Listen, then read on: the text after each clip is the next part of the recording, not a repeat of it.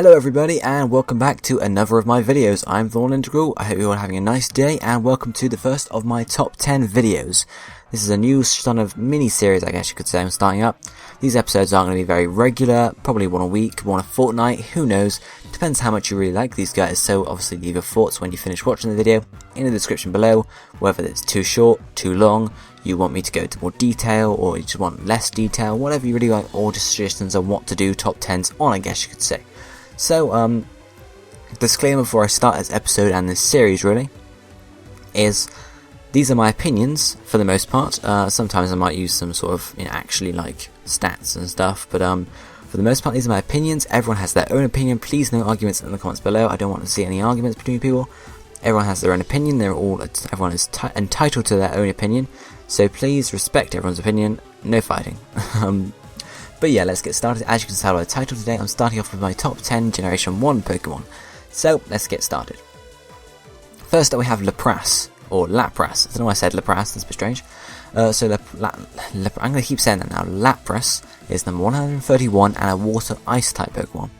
Now, to start off with, Lapras is really cool Pokemon. It's, the design is pretty decent as well. It's a mix of...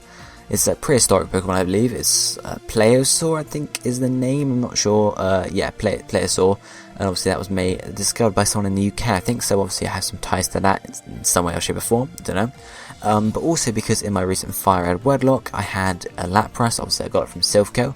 And it lasted me through all the way to my second Elite Four challenge, where unfortunately it did die along with the rest of my team. But it served me well. Travelator was its name. Did very well. I actually sweeped through Lance and the champion first time round, and pretty much sweeped the second time round as well, a few Elite Four members. So pretty damn cool Pokemon, to be honest, pretty badass, and I'm really liking it just because of that. So yeah, hopefully Travelator will make a comeback in one of my future Let's Plays. Next up we have, and I'm sure the King Nappy will be happy about this, we have Gengar. So Gengar is a Ghost Poison type, and number 94, sorry. Now, what can I say about Gengar? Well, he looks pretty cool, to be honest. Those huge menacing eyes running at you with that sprite. He's damn cool. And I remember in my first games of Fire Red, Leaf Green, I remember trying to get a Gengar sort of thing. Like, I knew they existed, obviously, from Agatha, but I knew how to get them, but I didn't have anyone to trade with, so it was a sort of, thing I had to wait for. And then when I eventually got Gengar, I loved it. It was awesome Pokemon to use on my team.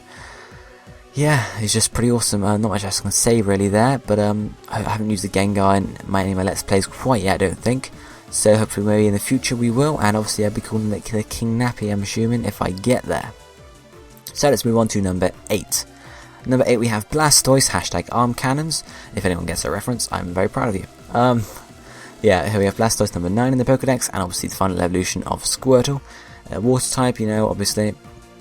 Blastoise, what can I say about Blastoise? Well, to start off with, it looks pretty cool here, but obviously it's Mega Form, which is going to be coming out soon. Mega Blastoise looks awesome. That's where the arm cannons comes from, obviously from Shofu there, tweeting about #Arm Cannons quite a lot. But yeah, Blastoise does look pretty cool. Even without the Mega Evolution, it's going to look damn awesome. And obviously it's got cool Mega Launcher ability in its Mega Evolution sort of thing, which I think ups his attack or something like that. Boosts the power of pulse moves, so obviously water pulse and that. So that's going to be really interesting to use. Not my favourite Kanto starter, Final Evolution, but he does look pretty cool nonetheless. So let's move on to number 7. I have to count, don't worry. So number 7 here we have Eevee. Now, what can I say about Eevee? Well, simply because of all the different sort of variations it has, if I'm honest, that's all I can really say there. Yeah, it looks cute in the first place. It looks like a normal dog or a cat you'd have. Not really a cat. It's not based off a cat, but it's like the Pokemon version of a normal pet we have here. You see, so that's why I like that. And obviously all the different evolution sort of options. I think that's really interesting in Generation 6. Hopefully we get another one. We'll have to see still. But obviously Generation 6 we're gonna have, what is it, like 8 now? 8 options to evolve Eevee, so that's going to be pretty cool. It'll be interesting to see how people sort of choose now, especially since Sylveon is a fairy type, and fairy types are going to be pretty strong, I think. So yeah, let's move on to number 6. Number 6, here we have Pidgeot. Now, why Pidgeot? Well, it's number 18, the normal flying type.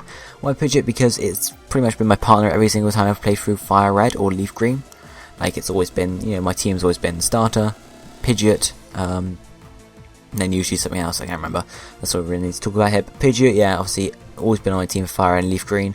I've got so used to its sprite from that game, especially the back sprite, because obviously I see it in battle all the time, so I'm more used to that sprite than anything else. But in general, it's a cool Pokemon, I do like it quite a lot. I can imagine sort of flying around the world on its back. But it seems to be a very loyal Pokemon from what I can gather from the anime. It's very loyal to Ash, so yeah, that's kind of why I like that there. Next up we have, and many of you might have thought it made an appearance on the list, we have Pikachu at number 5. Pure electric type, obviously, number 25. Why Pikachu? Well, simply because of the exposure I've had to, I guess you could say. The exposure over the years to Pikachu has been quite drastic, you could say. Obviously, Pokemon Yellow coming out, now obviously it's starred in pretty much every single episode of the Pokemon anime. Obviously a few exceptions, but yeah, that's why I like Pikachu really. It does look pretty cute anyway, it's got a good mix of cute and cool, which is why everyone loves it, well, with a few exceptions of course, but yeah, everyone loves Pikachu, with a few exceptions of course. Why am I repeating myself? It doesn't make any sense, does it, guys? So yeah, I'm just going to move on before I say the same thing again. Next up we have Mewtwo. Now, Mewtwo. Obviously it's a very badass Pokemon, and obviously its 2 Mega Evolutions in Pokemon X and Y are going to be very awesome. Mega Mewtwo X and Mega Mewtwo Y. Like the appearance of Mega Mewtwo X a lot more than Mega Mewtwo Y. So we'll have to see really. I'll have to think about that at some point to see which one I want to, or like best, I guess you could say. But yeah, in general, Mewtwo's a badass Pokemon. Obviously it was known as the strongest, in quotation marks, strongest Pokemon. Obviously it's not necessarily the strongest in any sort of situation, but it does look pretty cool, and from an anime point of view it's definitely the strongest Pokemon in the world, so it makes sense. Next up we have my first ever starter and first ever Pokemon. We have Charmander, number 4, Fire type obviously. Charmander, what can I say, he's so cute, he's awesome, you know, I've loved him since I first chose him. I saw the Charizard on the front of Fire Red box, and I thought, I've got to get that guy. So obviously I chose Charmander, because Charmander has got a freaking flame on its tail. I mean, come on, man. You cannot deny that doesn't look cool. Anyone that hates Charmander or doesn't particularly like him just shouldn't deserve to play Pokemon, you know? Again, all opinion, guys. Maybe not serious opinions here. I'm joking around with you. But yeah, Charmander is one of my favourites, obviously being my third favourite, and we have the second favourite coming up, which is Electabuzz. Now, Electabuzz, it's the evolution of my favourite Pokemon, Elekid. Kind of just spoiled the top 10 favourite Pokemon video, didn't I? Oh well. So Electabuzz, number 125, Electric type. Now, yeah, as I mentioned, evolution of Elekid. I do that as the line quite a lot, especially since I like Fire types and Electric types. Obviously, you've already seen a Fire type, and obviously another Electric type in Pikachu. So you can tell that's sort of the types I'm leaning towards in general, simply because they're kind of the more offensive types that can do sort of more damage, I guess you could say, whereas types like Water and Grass in real life don't do quite as much damage as you can see electricity or fire doing to the environment and other people. So I'm a very destructive person, is what I'm trying to say here. But yeah, Electabuzz's design looks cool, with a huge thunderbolt on its chest, stripes that make it look like a tiger, loads of stuff like that, yeah. In general, that's why Electabuzz is my second favourite Pokemon from Generation 1. So, here's the drum roll, guys. What's my favourite Pokemon from Generation 1? Some of you might be guessing what's coming, but what's coming is Charizard. Yes, Charizard. Now, obviously when I evolve my Charmander fully in Fire Red, I've got the Charizard. And he's awesome. He is awesome. In the anime, he's awesome. He's Ash's strongest Pokemon, most probably.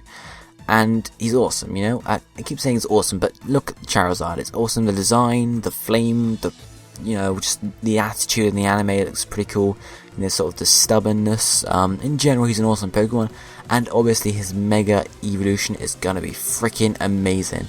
I can't wait to see if Ash finally manages to Mega Evolve, or manages to Mega Evolve Charizard at all. I'm guessing not, because it's Ash, he just fails at everything.